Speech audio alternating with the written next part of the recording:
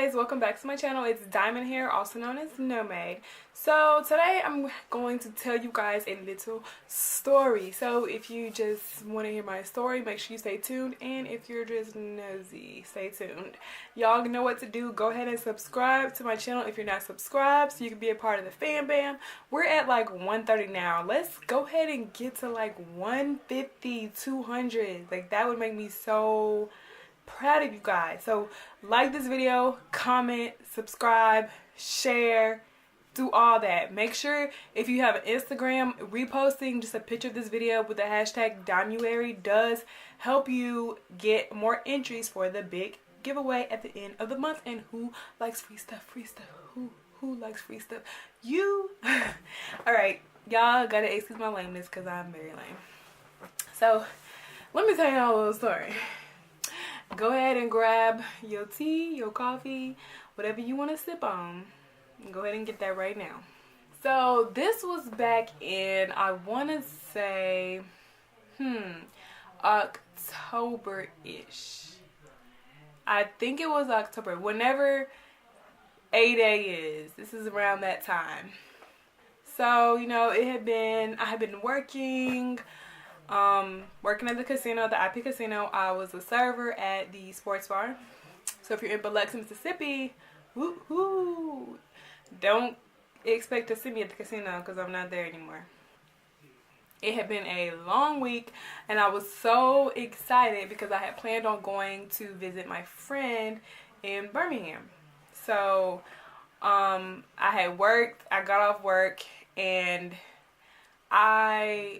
one of my favorite places to eat in like ever is Texas Roadhouse. Why? I have no idea, but I really love Texas Roadhouse, like hands down. I just love it. And also I used to work there, so maybe that's kind of why I like it so much.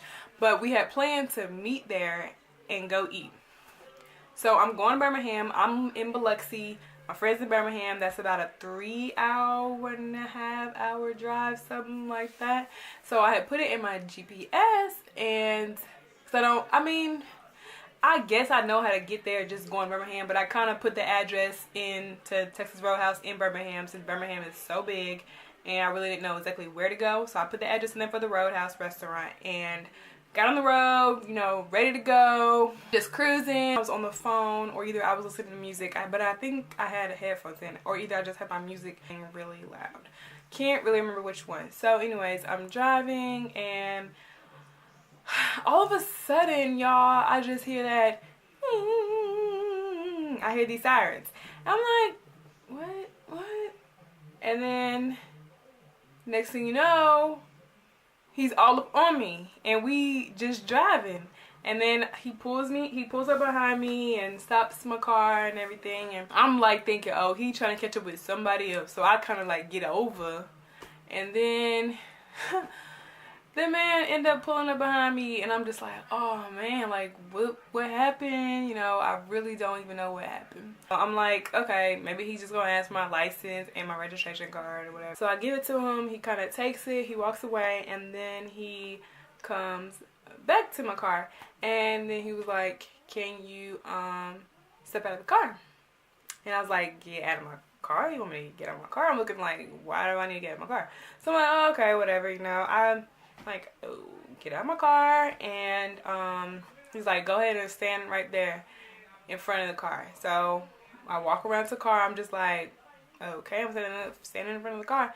He's like, turn around, don't be just moving all around. So I turn around, and then next thing you know, coop, coop. And I'm like, whoa. And he's like, don't do all that, turn back around. And I was like, wait, are you putting handcuffs on me? Am I getting arrested? He was like, yeah, you are. I was like, what? Why am I getting arrested? Tears. Immediately. Y'all, so I just started like boo-hoo crying, like, what's going on? What? Like, I'm stuttering. I'm like, why is this happening to me? Like, what? Like, that's how, like, for real. I could not get my words together. I could not get my thought process together. Like, it was crazy. I thought this was a joke. And I'm like, so why am I getting arrested? And he was like, you going 104. And I was like, for real? He's like, yeah, you ain't know you was going that fast? I was like, no. I was like, sir, I'm sorry. I honestly did not know I was going that fast. I really did not know. Like, I was just going, you know, I was just kind of just driving. I had my car. I wasn't on cruise control or anything. But I just kind of had my car and I was just going. And I was like, is this a joke? He's like, you funny. Like,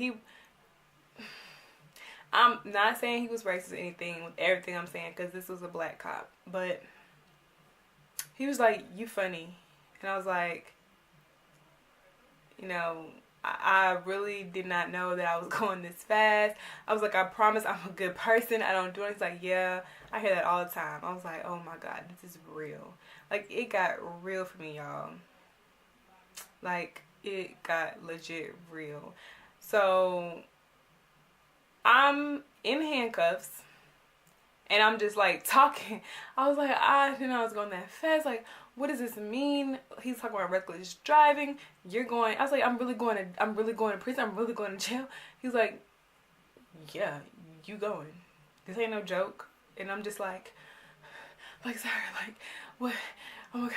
Like, just breathing hard, everything. He, no sympathy. He didn't care. He did not care. And that hurt. Like, to be in a position where you really mean something, but this man did not care. He was like, whatever, you getting arrested. So he put me in the car or whatever, and he buckled me up, and I was like, can you loosen these up? He's like, stop moving, they'll loosen up. They get tight every time you move your hand. And I was like, oh my God, I cannot believe this. I was just shaking and crying. I'm like, I cannot believe this. I don't really do anything. Like, I've never got arrested before. We just sitting there now. I'm wondering why we just sitting here. So I'm thinking he trying to teach me a lesson, you know? So I'm just sitting in the car for a little bit. He gonna talk to me, scare me, and then put me out the car. But we just talking, you know, whatever. And I'm just like I'm just going here. I was just doing that. He's like, where you coming from? You know, I told him. He's like, what you do? What you in school for? You just graduated. You're pretty young. And he like asked me all these questions. So I'm thinking, okay, you know, he just, but I'm still scared. I'm still crying. I'm still like, oh my God, oh my God, oh my God. That's all I think I was saying mostly. And up pulls a tow truck. And the man like going to my car. I was like, do I get a phone call? He's like, you got any belongings in this car? I was like, yeah, I do. He was like, okay, I was like, I'm thinking, let me go, you know, whatever. He was like, all right, what you need at the car? I was like, my phone, my purse, you know. He was like, I'll get it. So he just grabbed my purse, grabbed my stuff, put it on the floor in the car. I was like, I can use my phone. He was like, no. I was like, okay. You know, I just didn't know what to say, y'all. Tow truck comes up and the man is like towing my car. My car is getting towed. He's like, that car going to the tow company. You have to pay to get it out.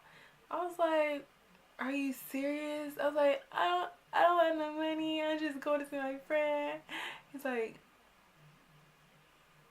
he didn't care. You know, so then we get in the car. I'm like, well, I have good insurance. I was like, what's going to happen with this? Like, what am I going to do in jail? Like, do I have to go in there with people? I think I was like, I'm going to jail. And he was like, yeah. I was like, with other people? He was like, yeah. What do you think? You going by yourself? I was like, I mean, do I have to be in a cell with other people? He was like, they're going to put you in a cell. If other people come in that night, then you'll be in there with other people. If not, you'll be by yourself. I was like, am I staying there all night? He was like, yeah, you going in there all night. They don't, judge doesn't come until the morning. Mind you, it's like 6 o'clock. So the judges are coming until the next morning. It might have been 5 o'clock. 5, 6 o'clock, 7 o'clock, somewhere between 5 and 7. So he's like, judge doesn't come into the morning. You stay there overnight. I was like, oh my God, like, this is real. So, tow truck comes. Then I was like, wait. While we driving off, I'm like, wait, I have money in my car. Can I get my money out of my car? So he has to end up stopping the guy, get my money out of my car or whatever, put it in my purse. And then we proceed to the prison, or the jail rather, whatever. It felt like prison to me, y'all. So I'm going to probably refer to this as prison because it felt like prison. So, we get there, whatever. I'm crying, I get my phone call. I called my mom, I think it was first, and she didn't answer the phone. and then I called my dad, or either I called my dad and my mom. So I called, they didn't answer, and then I called the other parent, and then that parent answered, which I believe it was my dad the second time. So I called, and I was just like crying. I was like, Dad, like I got arrested. And he's like, where you at? Where you at? Where you at? So I get in there and tell him where I'm at and stuff, and he's like, all right, well, let me talk to the cop basically that arrested you. So he talks to him, and they on the phone or whatever, and then I'm thinking, okay, maybe they'll be able to let me go. He said, you know, I don't think he's coming until the morning, basically. So that was it for me. Like, I was set to go. They took my mugshot picture. I think I was looking rough. I'm not inserting any type of picture in here. You will never see that picture. Then they make me go to the back. I don't know what I'm thinking, but she's like, you got any jewelry? Take that off. Take that off. Take that off. Take your shoes off. I'm like, what? Basically made me just get out my shoes and stuff. I still kept my clothes on, and then she gave me a blanket, and she told me go in there, and then she swung that door, and I was like, oh my God, I'm in jail. Like, tears immediately. Like, just boohooing, crying.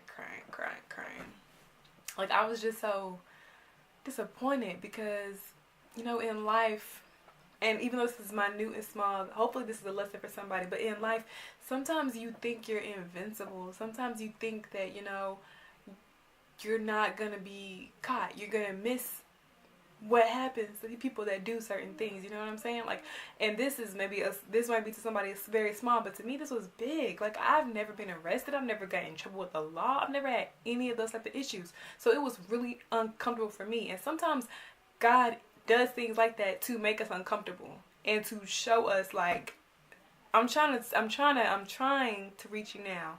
When are you going to hear me? When are you going to listen to me? You know, and sometimes he does things like that just for you to come to the realization that you're not in control like you think you are. You are not invincible. So for me, it was that, and I'm glad it was that. I'm glad it was nothing else I had to go through. But yeah, like, that door shut was real for me. And she came back in there. The lady was very nice, and she was like, your mom just got the phone with her. She wanted to know how you were. I told her you were just crying, and I told her that you asked for a Bible, and I told her you asked for a blanket and a pillow. I think, did I get a pillow? No, I did not get a pillow. I had to carry a mat. It made me walk back there, get a mat, and bring it back, like bring my own bed into the cell. So she was like, well, she was worried about you. She said she's gonna come. They'll be here in the morning to get you. And I was just like, okay, thank you. And I was like, wait, do I have to be in here with anybody else? And she was like, baby, you'll be here by yourself, but if anybody else comes in tonight, I'll go ahead and move you to the back so you don't have to be in here with anybody. Because some of these people are just crazy. They'll come in here and they'll be drunk and talking and everything else. And I don't want you to have to deal with that. And I was like, thank you. So shout out to her, because I probably would never see her again, but she was so sweet. I wish I would have saw her before I left, but I didn't. But anyways, so that happened, and rewinding back a little bit, I even tried to bargain with the guy. Like, I was like, how much does it cost to get out? I have money now. I don't need to be bailed out. I ain't know how all that worked. I was like, I have money, because I just came from work, so I actually made a little money that night. So I was like, I have money. How much does it cost? And he was like, that ain't how it works. You can wait till the morning till the judge is here. And yeah. And later that night, I really just read that Bible. Like, I've never read the Bible so much, y'all. I just read the Bible and I was just praying. I was just crying. I was reading all the stuff that people write on the walls. Like, people are crazy. Like, how are you in that cell and you have time to do all that? No. So, I saw all kind of stuff. I stayed up till probably, I cannot even tell y'all because I don't know. But I could not get comfortable. I could not sleep. I could not rest. Like, it was bad for me. Another guy came in and opened the thing and I was like, oh, okay. And he's like, come on, we're doing your fingerprints. I was like, oh my God. So he came, got me, did my fingerprints. He was like, what you in here for? And I was like, speeding. He was like, oh, you the one that was going 104? I was like, yes, sir. He's like, you ain't never been in jail, huh? was like, no, sir. He said, I could tell. He was like, don't be out there speeding. You ain't gonna speed no more, are you? I was like, no, sir. I'm not. He was kind of like joking me about it a little bit, but it was not funny to me. I was mad. I was hot. This ain't no laughing matter. For you, it's probably funny, but for me, it's not. This is real life for me right now. So I'm back in there. Then later that night, she came back, the nice lady, and she was like, "Come on, sweetie, I'm gonna move you to the back. We just got a call that some people are coming in." And I was like, "Okay." So I grabbed all my stuff or whatever. She took me to the back, and I believe I want to say this is kind of where the people that are very, I don't want to call them crazy, but you know, by themselves, they isolated maybe, I don't know, because everything was like pretty much stripped out of that room, and you could not get out. It was like an actual, like, I guess people that stay in there probably for more than just overnight. And then there were also like other women, and I want to say I really heard some men back there too. They were like, they had their bunk beds, they were in there together, like, it was real. And I was just like, and they were just like all looking when I was walking. Man, and I could see them through the thing, but I just stayed on my little bed down, so I couldn't see them, they couldn't see me. I don't know why I did that. They could talk to me. They came, they tried to give me breakfast, and I was like, no, I'm not hungry. And then they also came back another time, and I was like, no, I don't want anything. And then they came back through, and I was like, do you know if my mom's here? And they're like, we'll go check. And they're like, the judge hasn't came yet or whatever. And I was like, oh my goodness. And then a little while later, I think the lady came back and said, your parents are outside, they're waiting for the judge. So they finally came, they got me out, and I was like so happy to actually be out. But she made me walk, put my blanket up, walk, put my bed up. She was like, come on, grab your bed, put it right here, come on, go this way, put that right there, come on, let's go. We were just walking around. I'm just walking. I'm just happy to actually be hopefully leaving. Then we walk to the front and we do something.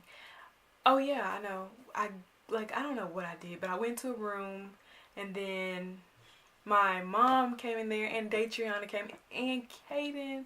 And when I saw them, I was just crying. They just brought tears to my eyes automatically. Like, I was just so sad. Like, I felt like I was a disappointment, honestly, because I was like, I'm just never gonna chill. Like, I just felt bad.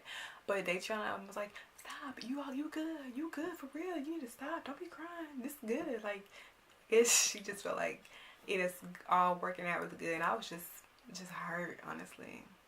And so she's like, it's a good price too, blah blah blah blah, da da da da, or whatever. So the guy was really cool or whatever, and I signed paperwork or whatever, and then I was able to walk out.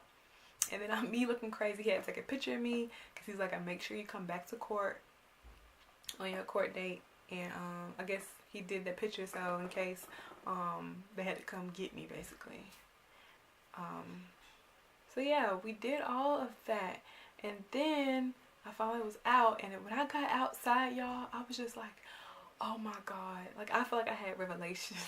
I was like, oh my god, this is free. Like, we're free. People just look down on people that go to jail or prison or whatever, and I was just like, y'all, I'm just so free. Like, this feels so free. Like, this, I can see the sky, I can see the grass, I can smell everything. Like, I was just soaking everything in.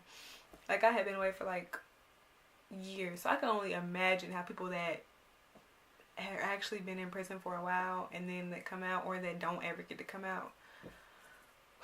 Y'all, it was that's why I said, to me, it was prison. So anyways, you know, I just felt so free and everything, and I was just so happy to be out, but I was still so sad, and I felt like a disappointment, I felt like a disgrace. Like, I just felt, and I felt dirty, and I just felt like it was just I felt so bad. So anyways, we went, I'm making this story, I feel like I'm making this story so long, but if y'all still tuned in, y'all are the real MVPs, and I appreciate y'all. If you made it to this point in my video, please put a green heart in the comment box and put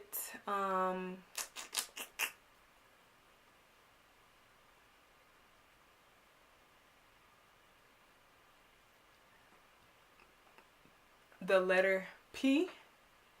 The first person that comments and does this, put a capital P.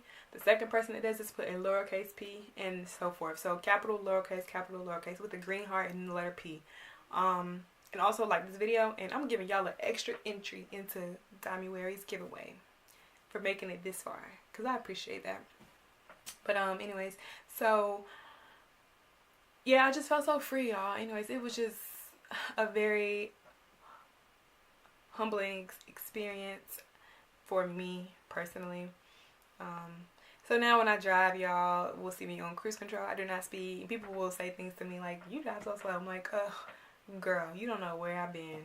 Okay, I'm just blessed to be out. That's how I felt. Like I just committed the worst crime in the world, and I'm just blessed that I got out. So that's what happened to me. But long story short, since I've talked so much, I went back for my court date, and it was, you know, my dad was kind of like, ooh, taking forever, it's a long wait date, because, you know, you could have just paid your money and left. But we decided, I was like, no, we just gonna sit here and see what they say or whatever, and just see what happens. And we had already prayed about it, so we was just trusting God to work it out. I don't know how he's gonna work it out, but he was gonna work it out. So we was scared. My dad was like, it was calling everybody before us, and he was like, this is like forever. We should just pay the money. We should. He was ready to go, but I don't blame him because we waited for a while. So and you know, but I don't want to make my dad sound any kind of way because he was real good. Like he wanted to come get me out that night. He wanted to do everything he could. He wanted to drive up there and try to see me. So he worked with me and he was there with me through all this. So finally got our names called. So we went back there, whatever, and went in there. I sat down and the guy was just talking. He was like, what did he say to me? He was like, okay, you're in here for this, come in here for this or whatever. He was like, you want to pay such amount to go to driving school, or you can do this. And I was like, well, I live in Biloxi or whatever, and such and such. Do I have to drive back up here? Can I go to class down there? Can I do it online? He was like, you can do such and such, pay $50. He's like, you know what? Here, what we can do is you just pay this $50 and we will take it off your record. He was like, no. I could pay $50 to take a class or something, I think. He was like, you know what? You just pay the money for the ticket. We're going to waive this fee for your class or whatever I had to do. And we're just going to go ahead and wipe it off your record. So just pay for the ticket and stop speeding. And then he said, don't ever say no one has never done anything for you. I was just so blessed that happened. Like, everything clean, everything wiped away. Like, all I had to do was pay, like, $100, I think, or $70-something. Like, I really didn't have to pay anything. So, thank you. God definitely worked that out. And my dad was like, man, that was good. He was like, I was ready to say something on your behalf. And I was like, I was just so happy. My mama called after we left, and everybody was calling, asking how I went. I was like, woo, I'm free. It was so funny. So that's my little story. I hope that it was interesting, and I hope that maybe you learned something from it. Whatever you do, whatever you go through, just know that you're like, the moral of this story is that you're not invincible. Don't try to push a limit. Don't try to keep doing things that, you know, you shouldn't be doing, dipping and dabbing and playing with things that you shouldn't be playing with, because what's happening to other people can happen to you as well. So just, y'all be mindful of that. Hopefully y'all just be safe out there on the road, and don't speed. Do not speed. I know I've been speeding forever, and I've even got a warning for speeding, and I've gotten a ticket for speeding, and this time, the next time I got arrested. So it starts off small. Even with anything, it always starts off small. You think you can handle it, you think you got it, and the one time that you least expect is the time that you get caught up. And that is all from Diamond Talks, and I will talk to you guys tomorrow. Keep shining bright like a diamond. Bye.